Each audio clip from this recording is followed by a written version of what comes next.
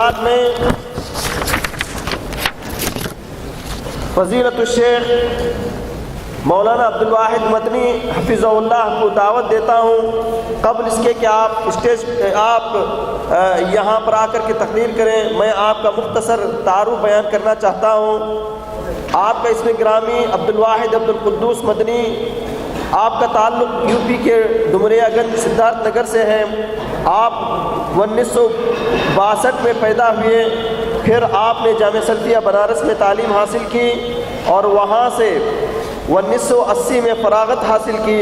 پھر جامعہ اسلامیہ مدینہ منورہ سے 1983 میں آپ فارغ ہوئے۔ پھر مختلف مدارس، جامعہ ریاض العلوم دہلی، جامعہ خیر العلوم ڈمریا گنج جیسے علمی مراکز میں آپ نے تدریسی خدمات انجام دیں۔ پھر 1992 میں آپ نے جمعیت الصفا التعلیمیہ والخیریہ ڈمریا گنج کی بنیاد ڈالی، جس کے ماتحت لڑکوں کی دینی تعلیم کے لیے کلیت الصفا للشریعہ الاسلامیہ، صفا انٹر کالج، صفا پبلک اسکول اور اسی طریقے سے لڑکیوں کے لیے ضیاء نسواں اسکول کلیت الصفا قائم کیا، جس میں سینکڑوں بچے اور بچیاں تعلیم حاصل کر رہی ہیں۔ میں اب مولانا کو دعوت دیتا ہوں کہ وہ آئیں، اور آپ کا عنوان ہے توحید کی ضرورت کیوں، یعنی توحید ایک انسان کے لیے کیوں ضروری ہے، اس پر آپ خطاب فرمائیں۔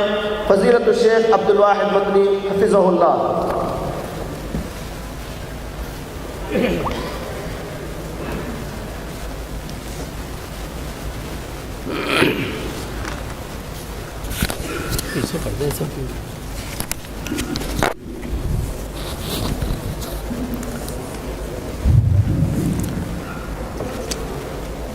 السلام علیکم ورحمۃ اللہ وبرکاتہ۔ الحمد للہ رب العالمین والعاقبۃ للمتقین والصلاة والسلام علی خیر خلقہ محمد وعلی آلہ واصحابہ ومن تبعهم بإحسان إلى يوم الدین، اما بعد۔ اعوذ باللہ من الشیطان الرجیم، بسم اللہ الرحمن الرحیم۔ وَإِذَا ذُكِرَ اللَّهُ وَحْدَهُ اشْمَأَزَّتْ قُلُوبُ الَّذِينَ لَا يُؤْمِنُونَ بِالْآخِرَةِ وَإِذَا ذُكِرَ الَّذِينَ مِن دُونِهِ إِذَا هُمْ يَسْتَبْشِرُونَ۔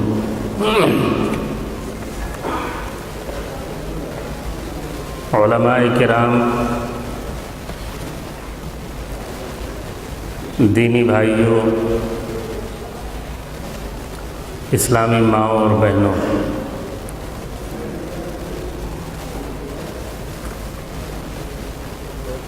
آج کے اس دعوتی اور تبلیغی پروگرام میں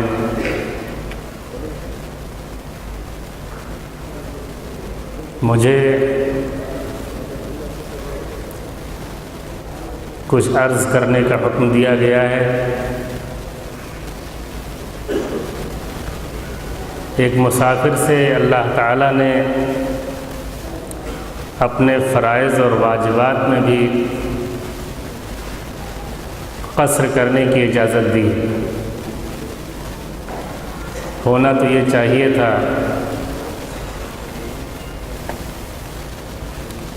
کہ میں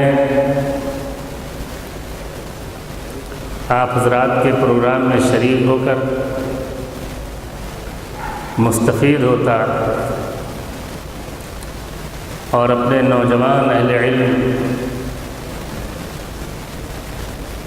کے علمی اور دعوتی خطابات سنتا۔ ابھی آپ نے بہت ہی اچھی پرمغز اور معلومات سے بھرپور مؤثر تقریر سماعت فرمائی۔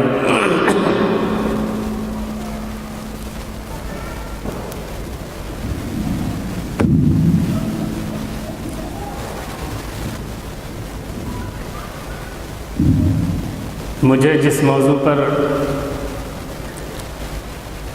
گفتگو کے لیے کہا گیا ہے یہ دراصل اس کائنات کا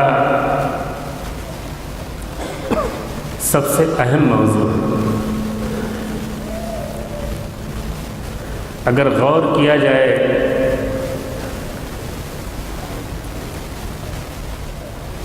تو توحید انسانی زندگی کا سب سے بنیادی مسئلہ ہے۔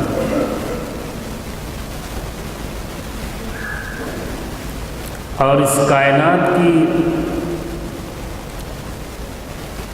سب سے عظیم حقیقت ہے۔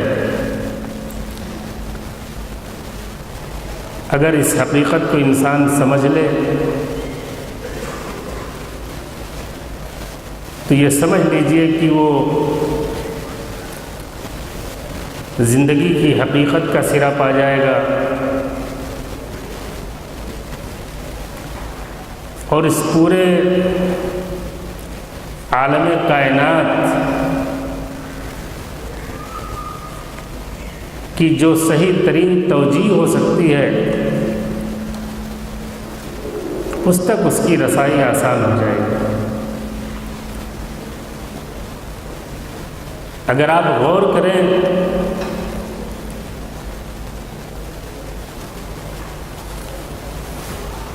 تو قرآن مجید آسمانی کتابیں انبیاء کرام سب کی دعوت اور سب کے پیغام کا اصل اور اس کا لب لباب اور خلاصہ یہی توحید ہے۔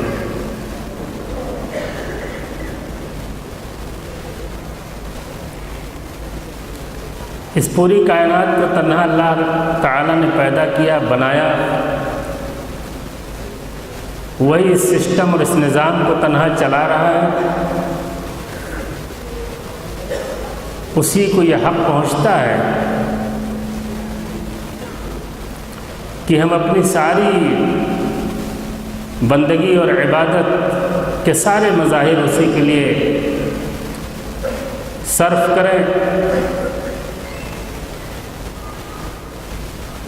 بظاہر یہ بڑی سادہ، سمپل اور آسان سی بات لگتی ہے، لیکن شاعر مشرق علامہ اقبال کے بقول یہ شہادت گہے الفت میں قدم رکھنا ہے۔ لوگ آسان سمجھتے ہیں مسلمان، لا الہ الا اللہ دراصل اس پوری کائنات کی بنیاد ہے، اور اسی مسئلے میں انسان سب سے زیادہ گمراہ ہوا ہے۔ آج توحید علم کلام کا ایک مسئلہ بن گیا، ایک فلسفہ بن گیا، جس کا زندگی سے، انسانی کردار سے تعلق کمزور پڑ گیا، ایک فکری اور ذہنی مسئلہ بن کے رہ گیا۔ اور اس کا بھی شکوہ شاعر مشرق اقبال نے کیا ہے کہ زندہ قوت تھی جہاں میں یہی توحید کبھی۔ آج کیا ہے؟ فقط ایک مسئلہ علم کلام، اور روشن اس ضوء سے اگر ظلمت کردار نہ ہو، خود مسلمان سے ہے پوشیدہ مسلمان کا مقام۔ میں نے اے میرے سپاہ تیری سپاہ دیکھی ہے، قل هو اللہ کی شمشیر سے خالی ہے نیام۔ اس راز سے واقف ہے نہ ملا نہ فقیر، وحدت افکار کی بے وحدت کردار ہے خام، تو یہ شکوہ بیجا نہیں ہے۔ اور توحید کی جو تعریف کی اقبال نے کہ توحید تو یہ ہے کہ خدا حشر میں کہہ دے یہ بندہ دو عالم سے خفا میرے لیے۔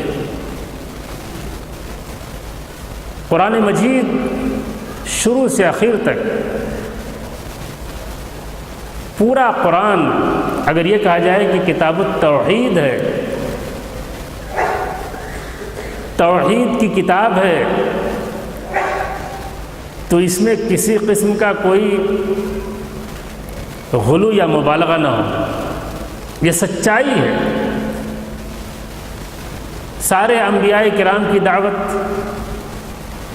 ساری کتابوں کی دعوت، آسمانی کتابوں کی دعوت اور بالخصوص قرآن مجید کی دعوت دراصل اسی توحید کے محور کے ارد گرد گھومتی ہے۔ ایک بچہ پیدا ہوتا ہے، حکم ہوتا ہے کہ اس کے کان میں سب سے پہلا کلمہ، سب سے پہلی بات جو اس کے کان تک پہنچے وہ اشہد ان لا الہ الا اللہ واشہد ان محمد رسول اللہ، اذان کے کلمات اللہ اکبر اللہ اکبر، اشہد ان لا الہ الا اللہ، اشہد ان محمد رسول اللہ، حی علی الصلاۃ حی علی الفلاح۔ گویا سب سے پہلا پیغام، سب سے پہلا لفظ ایک نومولود، ایک بچہ جو عدم سے وجود میں آتا ہے، دنیا میں جنم لیتا ہے، تو اس شریعت میں حکم دیا گیا کہ اللہ کا نام سب سے پہلے اس کے کان تک پہنچایا جائے، اور اسی نام پر اگر انسان دنیا سے جاتا ہے تو اس کے لیے بشارت ہے۔ حدیث میں ہے من کان آخر کلامہ لا الہ الا اللہ دخل الجنہ۔ اگر انسان مرض الموت میں مبتلا ہے، موت کا وقت ہے، مرنے والا ہے، اور آخری جملہ جو اس کی زبان سے نکلتا ہے وہ لا الہ الا اللہ ہے، تو اس کے لیے بشارت ہے، خوشخبری ہے کہ اس کو جنت میں جانے سے کوئی روک نہیں سکتا ہے۔ اس لیے حکم آیا لقنوا موتاکم، اپنے مردوں کو تلقین کرو۔ ابھی زندہ ہے، مرنے والا ہے، لیکن اسے مردہ کہا گیا، یعنی اب وہ عنقریب اس دنیا کی زندگی سے جا کر آخرت کی زندگی اور برزخ کی زندگی میں قدم رکھنے والا ہے۔ تو ہمیں حکم ہوتا ہے، ورثہ کو حکم ہوتا ہے کہ اس کے سرہانے کلمہ پڑھو تاکہ وہ بھی اپنی زبان سے کلمے کو ادا کر سکے۔ اور یہ اس لیے کہ اگر لا الہ الا اللہ پڑھ لیا تو انشاءاللہ اس کی مغفرت کی اور جنت میں داخلے کی پوری اس کے سلسلے میں امید ہے۔ پیدائش سے لے کر کے موت تک ہماری پوری زندگی کو یہی کلمہ احاطہ کرتا ہے، قل ان صلاتی ونسکی ومحیای ومماتی للہ رب العالمین۔ اے نبی کہہ دیجئے کہ میری زندگی، میری قربانی، میرا جینا، میرا مرنا صرف اور صرف اللہ کے لیے۔ حضرت یعقوب علیہ السلام کے سلسلے میں قرآن مجید میں ہے ام کنتم شہداء اذ حضر یعقوب الموت اذ قال لبنیہ ما تعبدون من بعدی قالوا نعبد الہک وإلہ آبائک ابراہیم واسماعیل واسحاق الہ واحدا ونحن له مسلمون۔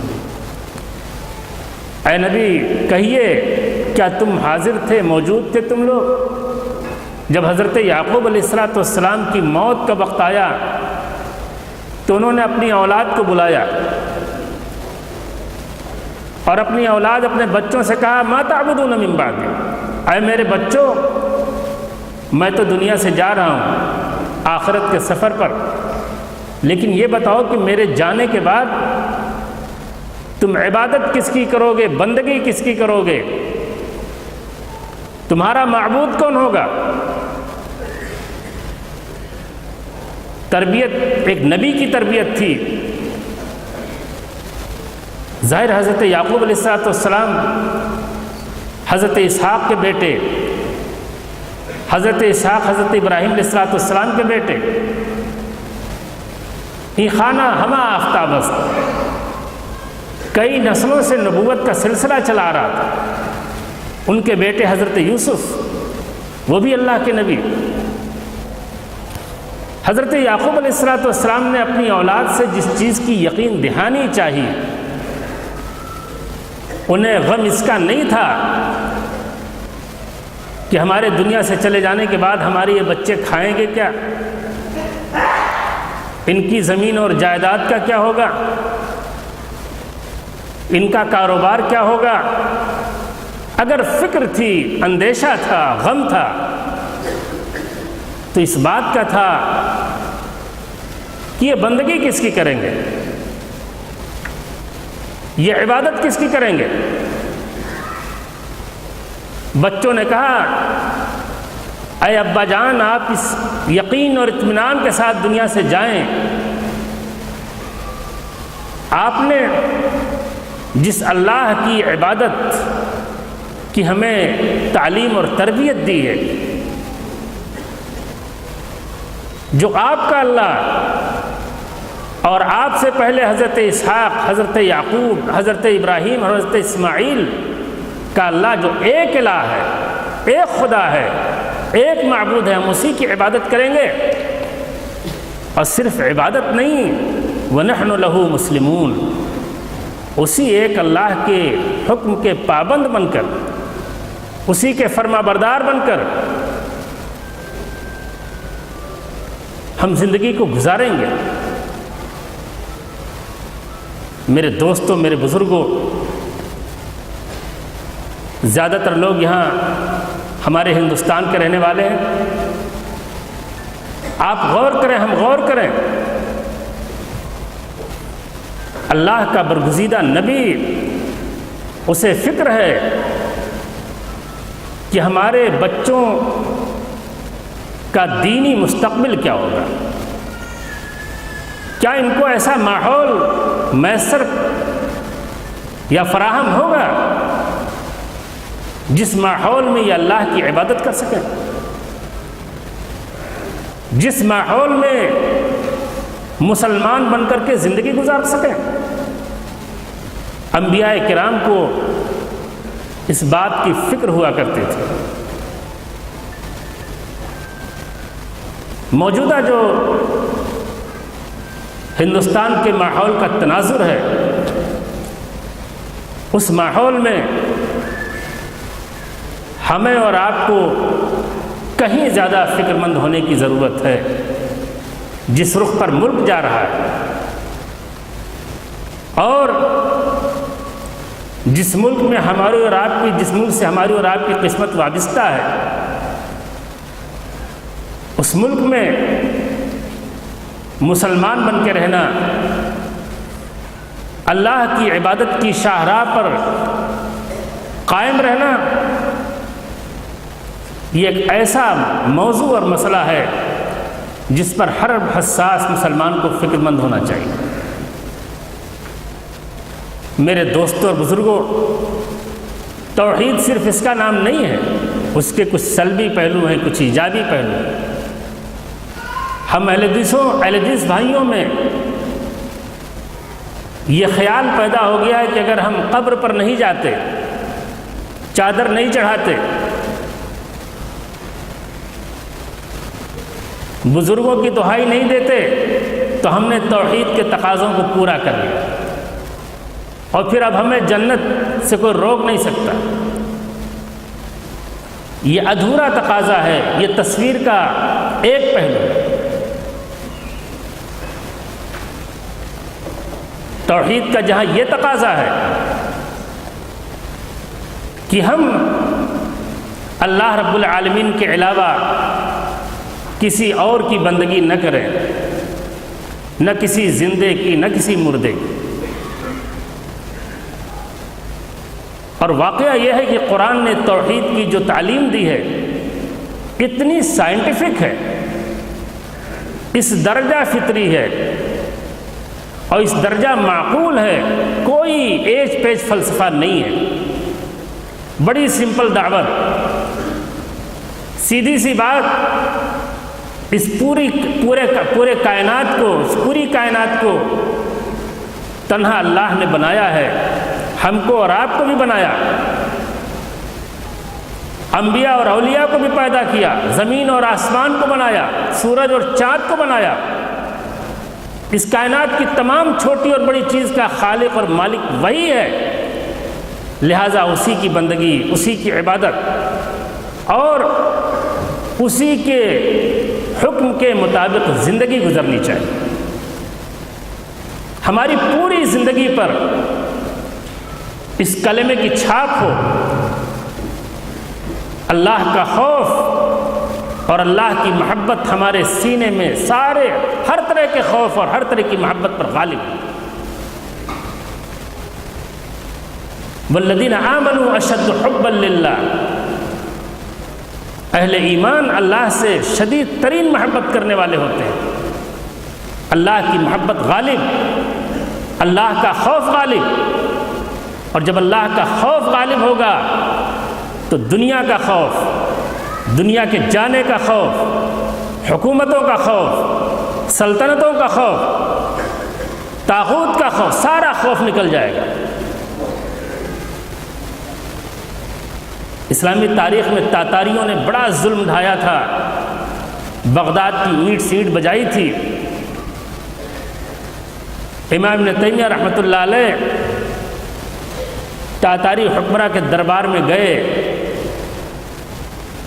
اور تاتاری بادشاہ کی آنکھ میں آنکھ ڈال کر اس کو جب نصیحت کی، اسے اللہ کا خوف دلایا، تو شیخ الاسلام ابن تیمیہ کے جو ساتھ رفقا اور تلامذہ تھے، ان کے جو شاگرد اور ساتھی ساتھ میں تھے، ان کا بیان ہے کہ ہمیں یقین ہو گیا تھا کہ اب ہم بچ نہیں پائیں گے، اب یہ تاتاری بادشاہ ہماری جان مروا دے گا۔ جس انداز میں شیخ الاسلام ابن تیمیہ نے حکمران وقت کو نصیحت کی تھی، اس کے ظلم، اس کی بربریت کے خلاف اس کو تنبیہ کی تھی،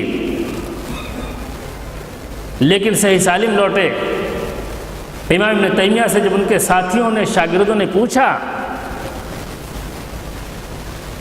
کہ صاحب آپ کو کیسے یہ جرأت ہوئی، اتنا بڑا ظالم حکمراں، اور اس کے سامنے آپ نے اس جرأت کے ساتھ، اس ہمت کے ساتھ حق کی تبلیغ کی؟ ابن تیمیہ کا جواب تھا کہ جس سینے میں اللہ کا خوف ہوتا ہے، اس سینے میں کسی اور چیز کا خوف نہیں داخل ہو سکتا ہے۔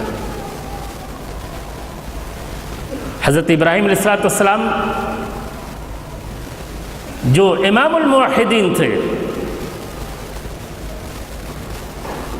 انہوں نے ظاہر ہے اگر توحید نہ ہوتی تو یہ جرأت نہ ہوتی کہ وہ اپنے باپ کی بھی آنکھ میں آنکھ ڈال کر کے اللہ کی عبادت کا پیغام دیتے،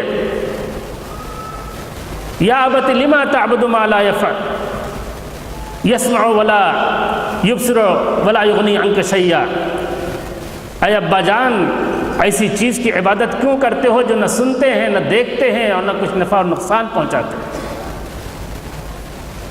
حضرت ابراہیم علیہ السلام کی پہلی دعوتی تقریر جو اپنے باپ کے سامنے کی تھی، آزر کے سامنے، وہ آزر جس کا سب سے بڑا پیشہ تھا، وہ بت پرست بھی تھا، بت فروش بھی تھا، بت گر بھی تھا، بتوں کی فیکٹری تھی، بتوں کا بزنس تھا، کاروبار تھا،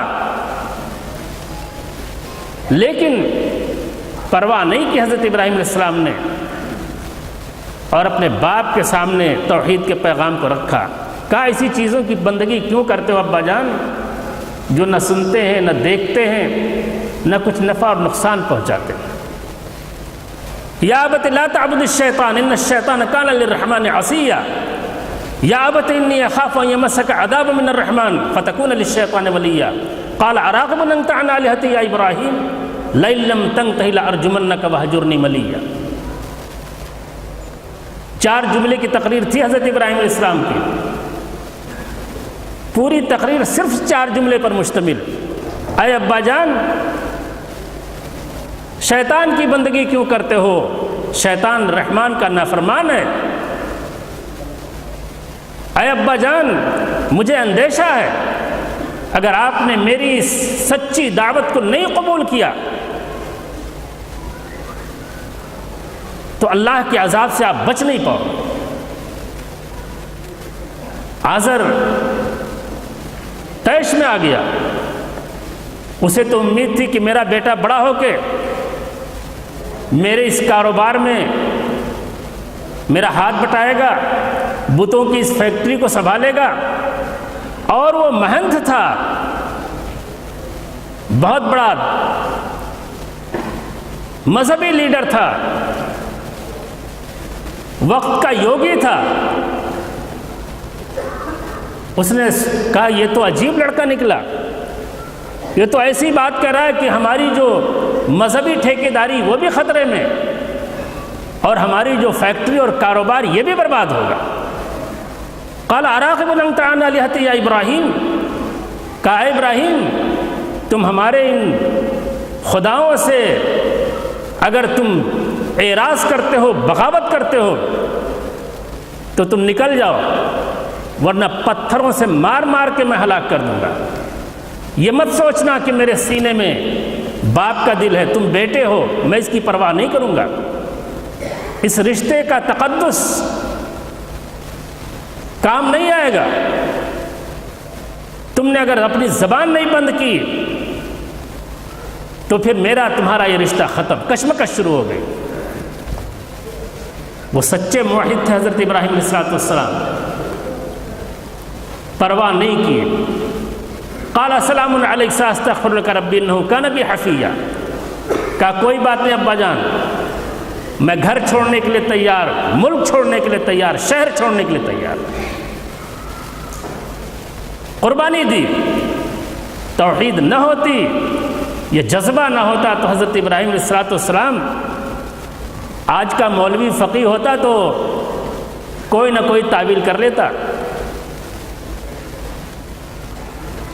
کہ بھائی ہلاکت میں اپنے آپ کو کیوں نہ ڈالیں، کیوں ڈالیں، لیکن قربانی دی۔ حکومت وقت کے سامنے بھی توحید کے پیغام کو رکھا۔ نمرود وہ کہتا تھا میں خدا ہوں، میں گاڈ ہوں۔ حضرت ابراہیم علیہ السلام نے نمرود کے سامنے بھی اللہ کی دعوت رکھی۔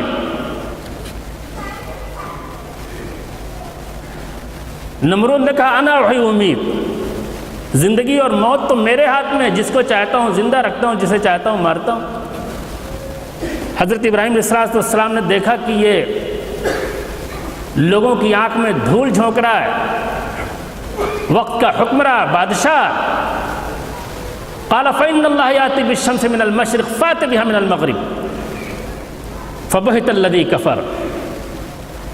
حضرت ابراہیم علیہ السلام نے کہا ٹھیک ہے، اگر آپ خدا ہیں، آپ کے اندر خدائی طاقت ہے، آپ رب ہیں، اس کائنات کے آپ مالک ہیں، تو میرا اللہ سورج کو پورب سے نکالتا ہے، تھوڑا پچھم سے نکال کے دکھاؤ۔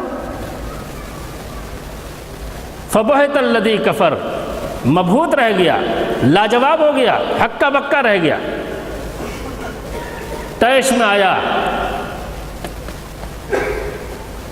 کہا بات ایسے نہیں بنے گی۔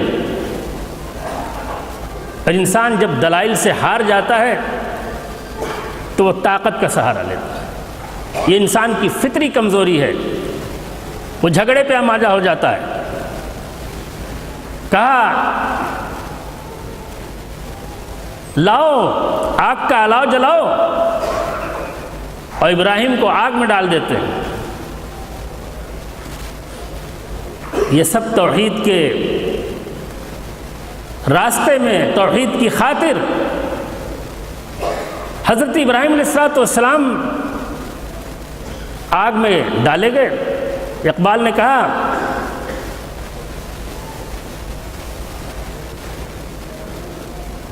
کیسے مولانا، آتش نمرود میں عشق،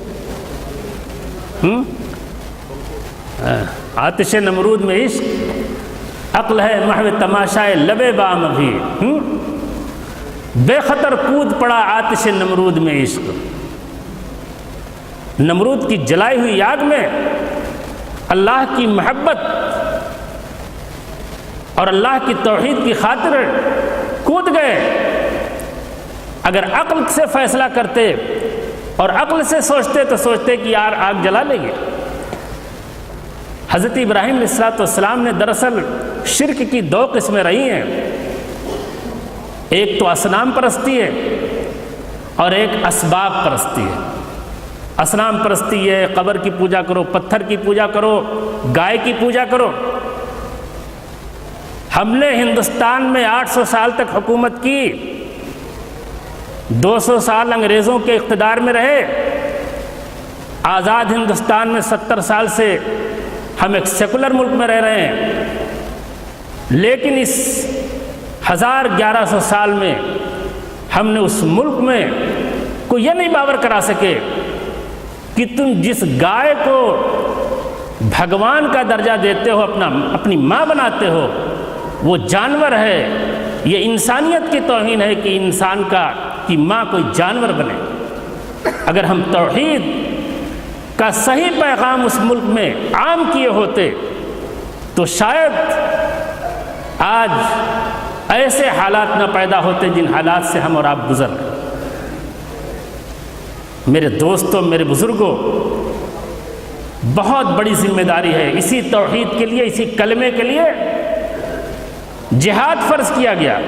امرت ان اقاتل الناس حتی یقولوا لا الہ الا اللہ، مجھے حکم ہوا ہے کہ جب تک لا الہ الا اللہ کا جھنڈا، اس کا پرچم ساری دنیا میں بلند نہ ہو جائے تب تک تم جہاد کرتے رہو۔ آج تو جہاد کا لفظ زبان پر لاتے ہوئے، لکھتے ہوئے گھبراتا ہے انسان۔ اس ناطے کی توحید نہیں ہے۔ اسی توحید کا پیغام عام کرنے کے لیے انبیاء بھیجے گئے، کتابیں نازل کی گئیں، جہاد فرض کیا گیا، زندگی اور موت سب کچھ اسی ایک اللہ کے لیے۔ اور اللہ تعالیٰ نے دراصل توحید کی وجہ سے آج یہ کچھ جو ترقیاں آپ دیکھ رہے ہو، یہ کسی خطیبانہ مبالغے کی بنیاد میں نہیں، بلکہ یہ ایک تاریخی حقیقت ہے کہ اس کائنات میں غور و فکر کرنے کی صلاحیت اگر پیدا کی کسی نے تو قرآن نے دی، اور قرآن کے تصور توحید نے دی۔ توحید سے پہلے انسان سورج کی پوجا کرتا تھا، چاند کی پوجا کرتا تھا، زمین کی پوجا کرتا تھا، آسمان کی پوجا کرتا تھا، دریاؤں کی پوجا کرتا تھا، جانوروں کی پوجا کرتا تھا، سب کے سامنے ہاتھ جوڑتا تھا۔ لیکن جب قرآن نے پیغام دیا کہ نہیں، سخر لکم ما فی السماوات و ما فی الارض، اے انسان تو اس پوری کائنات کا دولہا ہے، اور کائنات کی ہر چھوٹی بڑی چیز تمہاری خادم ہے، تو مخدوم ہے، یہ سب نوکر ہیں تمہارے۔ سورج تمہیں روشنی دینے کے لیے، حرارت پہنچانے کے لیے، چاند تمہارے لیے، زمین تمہارے لیے، آسمان تمہارے لیے، یہ جانور تمہارے لیے پیدا کیے گئے، سب تمہارے فائدے کے لیے، تمہاری خدمت کے لیے، سب کی ڈیوٹی لگا دی اللہ تعالیٰ نے۔ جب انسان کو یہ احساس ہوا تب اس کے اندر یہ ہمت ہوئی کہ اس کائنات کے اندر غور کرے، ورنہ جب تک کوئی انسان ان سب کی پوجا کرتا تھا، اگر یہاں میڈیکل کا کوئی اسٹوڈنٹ ہے، جہاں تقدیس ہوگی وہاں تحقیق نہیں ہوگی۔ قرآن کی توحید کی تعلیم نے دراصل یہ پیغام دیا کہ اے انسان، اس پوری کائنات میں سب سے بڑا تو ہے، سب سے افضل تو ہے، اور ساری کائنات تمہاری خدمت کے لیے۔ اب وہ زمین سے نہیں ڈرے گا، آسمان سے نہیں ڈرے گا، وہ سمندر کی تہ میں اترے گا، سمندر کو بھی مسخر کرے گا، زمین کو بھی مسخر کرے گا، پہاڑ کو بھی مسخر کرے گا، اور غور کرے گا۔ قرآن نے جب پیغام دیا افلا ينظرون الى الابل كيف خلقت والى السماء كيف رفعت والى الجبال كيف نصبت والى الارض كيف سطحت، اے انسان تو غور نہیں کرتا؟ اونٹ کی تخلیق پر غور کر، آسمان کو اٹھایا گیا اس پر غور کر، پہاڑوں کا کہ میغ گاڑی اللہ نے زمین پر، اس پر غور کر، زمین کا بچھونا بچھایا اس پر غور کر۔ سب پر غور کرنے کی دعوت قرآن مجید نے دی، تب انسان کے اندر حوصلہ ہوا، تب ریسرچ ہوئی۔ ریسرچ اور تحقیق کا سلسلہ قرآن مجید کے باعث دنیا کی تاریخ میں شروع ہوا، تب آج یہ علم اور تحقیق کی دنیا میں اتنی ترقیاں ہو رہی۔ یہ توحید کا فیض ہے، توحید کا نتیجہ ہے، اور اسی توحید کی تعلیم سے، ورنہ دوسرے مذاہب میں کیا ہے؟ مختلف چیزوں کے مختلف خدا، اور ہمارے ہندو بھائیوں کے ہاں تو جتنے کنکر اتنے شنکر، بنیوں کا خدا، تجارت کا خدا اور ہے، علم کی دیوی کوئی اور ہے، مال کی دیوی کوئی اور ہے، نہ جانے کتنے دیوتا کتنے دیوی۔ قصور ہمارا، کمی ہماری، ہم نے اس ملک میں توحید کے اس قرآنی پیغام کو نہیں پیش کیا، اور اسی کی سزا ہمیں مل رہی ہے۔ اس ساتھ میرے بھائیوں، میرے دوستوں، میرا خیال سے وقت ختم ہو گیا ہے۔ بہت بڑی ذمہ داری ہے، اور ہندوستان میں اب ایک ہی راستہ بچا ہے مسلمانوں کے سامنے کہ مسلمان سچا مسلمان بنے۔ اور حال یہ ہے، قرآن مجید کے پڑھنے سے تو یہ اندازہ ہوتا ہے کہ اللہ کے رسول صلی اللہ علیہ وسلم پر قرآن اترتا تھا، اور قرآن مجید میں یہودیوں کا تذکرہ، عیسائیوں کا تذکرہ، مجوسیوں کا تذکرہ، صابیوں کا تذکرہ، غرضے کی جتنی اسلام مخالف تحریکات اس دور میں تھیں، سب کا تذکرہ، سب کا بیان، اور ان کی خوبیوں اور خامیوں پر تبصرے قرآن مجید میں۔ ہندوستان میں مسلمان اور ہماری اسلامی قیادت کا حال یہ تھا کہ ہم اپنے دینی مدرسوں میں، ہمارے دینی کریکولم میں نہ تو اس ملک کی تاریخ پڑھائی جاتی جس ملک میں ہم رہتے ہیں، جس ملک پر ہم نے 800 سال تک حکومت کی، اور نہ اس ملک میں ہمارے اور آپ کے خلاف اسلام مخالف جو تحریکیں ہیں، جو تنظیمیں ہیں، ان کے بارے میں ہمیں شد بدھ نہیں۔ 1925 میں RSS قائم ہوئی، اور اس سے 6 سال پہلے جمعیت العلماء قائم ہوئی 1919 میں۔ 6 سال بعد قائم ہوئی RSS، اور آج بھی صورتحال یہ ہے کہ ہمارے دینی مدارس کے طلباء کی اکثریت سے آپ پوچھیں معذرت کے ساتھ تو 50-60% لوگ یہ نہیں جانتے ہوں گے کہ RSS کا فل فارم کیا ہے۔ ہماری بے خبری کا عالم یہ رہا ہے، ہمارے دائیں بائیں ہمارے خلاف تحریکیں کام کرتی رہیں، اور ہم آپس میں لڑتے رہے، مگن رہے، کہیں حنفی اور سلفی کا جھگڑا، کہیں اور کسی چیز کا جھگڑا، تقلید واجب ہے کہ حرام ہے، انہی سارے جھگڑوں میں ہماری توانائیاں ضائع ہو گئی۔ اور آج صورتحال یہ ہے کہ آج مسلمانوں کے لیے زندگی تنگ ہو رہی ہے۔ 90 سالہ RSS کی خاموش اور انتہائی زبردست منظم محنت کے نتیجے میں آج صورتحال یہ ہے کہ وہ پورے ملک پر قابض ہو رہا ہے، اور ان کے نشانے پر ہم اور آپ ہیں، اس کے علاوہ کوئی نہیں ہے، نہ کوئی یادو ہے، نہ کوئی بیکورڈ ہے، نہ کوئی دلت ہے، سب ایڈجسٹ ہو جائیں گے۔ خطرہ اگر ہے، ان کا نشانہ اگر ہے، تو ان کے نشانے پر اسلام ہے اور مسلمان ہے۔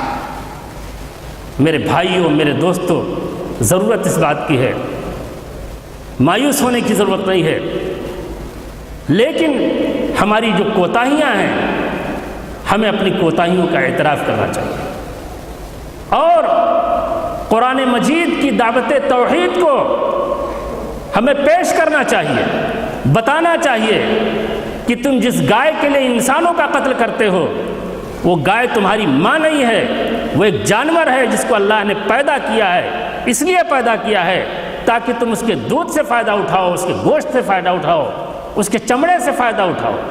وہ جانور ہے، وہ تمہاری ماں نہیں ہے، وہ تمہارا بھگوان نہیں ہے، وہ تمہاری خدا نہیں ہے۔ یہ بتانے کی ضرورت ہے اور دلائل سے بتانے کی ضرورت ہے۔ آج ہمارے دینی مدرسوں میں، دعوتی مراکز میں ہندو دھرم پر کا مطالعہ نہیں کرایا جاتا ہے، بتایا نہیں جاتا ہے وہ فلسفہ کیا ہے، اس فلسفے کو سے ہم آگاہ نہیں۔ جب ہماری بے خبری کا یہ عالم ہوگا تو کیا ہم دعوت کا کام کریں گے، کیا ہم توحید کا پیغام دیں گے؟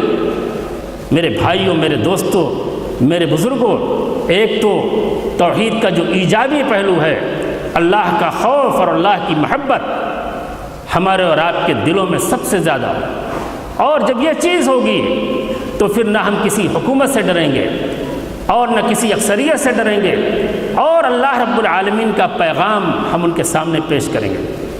اور اگر صحیح معنوں میں اسلام کی دعوت ہم دنیا کو دیں گے تو یہی دعوت کا عمل دراصل ہماری حفاظت کا ذریعہ ہوگا۔ قل یا ایھا الرسول بلغ ما انزل الیک من ربک وان لم تفعل فما بلغت رسالتہ واللہ یعصمک من الناس۔ قرآن کہتا ہے کہ اے نبی، جو کچھ اللہ نے اپنا دین آپ پر نازل کیا ہے اس کی بے کم و کاس تبلیغ کیجئے، سب تک تبلیغ کیجئے، عوام تک بھی کیجئے، حکمرانوں تک بھی کیجئے، مسلم حکمراں ہوں، غیر مسلم حکمراں ہوں، سب تک پورے اسلام کو پہنچائیے۔ اگر آپ نے ایسا نہ کیا فما بلغت رسالت، اللہ کے پیغام کو پھر آپ نے نہیں پہنچایا۔ اور اگر ایسا کرو گے تو اطمینان رکھو، نہ کوئی حکومت تمہارا کچھ بگاڑ سکتی ہے اور نہ کوئی طاقت تمہارا بگاڑ سکتی۔ واللہ یعصمک من الناس، اللہ تمہاری حفاظت کرے گا۔ اگر اللہ کے دین کی صحیح تبلیغ کرو گے، اللہ کے دین کی مکمل تبلیغ کرو گے تو اللہ تمہاری حفاظت کے لیے کھڑا ہو جائے گا۔ روایات میں آتا ہے، علماء سے پوچھئے کہ رسول اکرم صلی اللہ علیہ وسلم اس آیت کے نزول سے پہلے محافظین ہوتے تھے، محافظ دستہ ہوتا تھا، اللہ کے رسول صلی اللہ علیہ وسلم سوتے تھے تو آپ کے گھر کے باہر تو صحابہ کرام پہرا دیتے تھے کہ کہیں آپ کے دشمن، اسلام کے دشمن، قرآن کے دشمن سونے کی حالت پر آپ پر حملہ نہ کر دیں۔ لیکن جب یہ آیت اتری تو پیارے رسول صلی اللہ علیہ وسلم کو اطمینان ہو گیا، کہا جاؤ، اب کسی پہرے کی ضرورت نہیں ہے، دعوت کی ذمہ داری اگر ادا کروں گا تو اللہ میری حفاظت کرے گا۔ اور آج اس امت کی بھی حفاظت اسی دعوت کی ذمہ داری کی ادائیگی میں مضمر ہے۔ قابل مبارکباد ہیں ہمارے وہ علماء، ہمارے وہ ذمہ داران جو اس طرح کے دعوتی پروگراموں کو مینج کرتے ہیں۔ اور میری گزارش ہے کہ آپ نے جو ہندو بھائی یہاں اس ملک میں رہتے ہیں ان کو بھی انوائٹ کیجئے، ان کو بھی بلائیے اور ان کے سامنے قرآن کا پیغام، توحید کا پیغام، رسالت کا پیغام آئے تاکہ ان کو پتہ چلے، ان کو بتایا جائے کہ تم جن چیزوں کو اپنا بھگوان مانتے ہو، اپنا مشکل کشا مانتے ہو، وہ حقیقت میں ان کی کوئی حیثیت نہیں۔ جانور کی کیا حیثیت ہے اس کائنات میں، اور جانور کا کیا مقام ہے اسلام میں، اور اسلام نے کیا بتایا ہے انسان کا کیا مقام ہے، یہ سارا مقام تو قرآن نے کلیئر کیا ہے، اسلام نے کلیئر کیا ہے، کسی اور دھرم نے کلیئر نہیں کیا ہے۔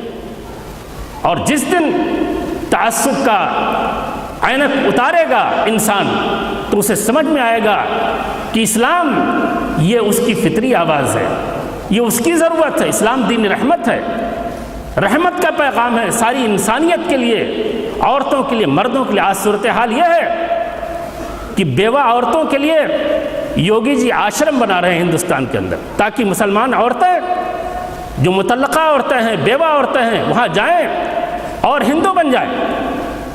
لیٹسٹ رپورٹ ہے، ابھی سہیل انجم صاحب کا ایک مضمون آیا ہے کہ 500 مسلمان اور عیسائی لڑکیاں ان کو ہندو بنا دیا گیا۔ افسوس ہے طلاق ثلاثہ کی وجہ سے اس مسئلے پہ مسلم پرسنل لا بورڈ کی اور ہمارے احناف علماء کی غلط روش کی وجہ سے آج اسلام دشمن طاقتوں کو یہ موقع مل رہا ہے اور دنیا کی کوئی طاقت نہیں روک پائے گی طلاق ثلاثہ کے مسئلے میں۔ کورٹ کا فیصلہ حکومت کے فیور میں آئے گا اور مسلم پرسنل کے خلاف جائے گا۔ میں اس بات کو کہہ کے یہاں سے جا رہا ہوں۔ کیا حرج تھا اگر مسلم پرسنل بورڈ ہمارے حنفی علماء اعلان کر دیتے تھے کہ ایک مجلس کی 3 طلاق ایک ہی طلاق ہے، کوئی مسئلہ نہیں ہوتا۔ لیکن برا ہو تقلید کا، برا ہو مذہبی تنگ نظری کا، مسلکی تنگ نظری کا، کہ آج اتنی بڑی الغار، اتنا بڑا فتنہ طلاق ثلاثہ کے حوالے سے اسلام پر اٹیک ہو رہا ہے، قرآن پر اٹیک ہو رہا ہے، اور مسلم عورتوں کو ورغلایا جا رہا ہے اسلام دشمن طاقتوں کی طرف سے۔ اس کے باوجود بھی ہم اپنی تقلیدی ذہنیت سے باز نہیں آتے۔ میرے دوستوں، میرے بزرگوں، بڑی خراب صورتحال ہے، اور اس صورتحال میں پہنچانے میں ہماری دینی قیادت، ہماری سیاسی قیادت، سب کا رول ہے۔ سب مجرم ہیں، سب ذمہ دار ہیں، ذمہ داریوں سے نہیں بچ سکتے ہیں۔ اللہ سے دعا ہے کہ اللہ رب العالمین ہماری اصلاح فرمائے اور ہمیں دین کا صحیح تصور دے، اور دین کا پیغام، یہ توحید کا پیغام صرف اہل حدیثوں کے لیے نہیں ہے، صرف مسلمانوں کے لیے نہیں ہے، یہ پیغام پوری دنیا کے انسانوں کے لیے ہے، ہندوؤں کے لیے بھی ہے، عیسائیوں کے لیے بھی ہے، یہودیوں کے لیے بھی ہے۔ جواہر لال نہرو یونیورسٹی دہلی کی مشہور یونیورسٹی ہے، ایک کرسچین پروفیسر، اس سے ایک اسٹوڈنٹ نے سوال کیا کہ سر آپ کہتے ہو 3 خدا اور 1 خدا، 1 خدا بھی مانتے ہو اور 3 خدا بھی مانتے ہو، تو آخر میتھمیٹکس کا وہ کون سا فارمولہ ہے کہ جس سے ہم 3 کو 1 اور 1 کو 3 کہہ لیں؟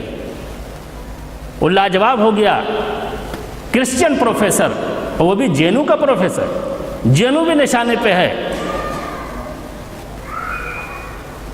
اس نے کہا if you ask I don't know،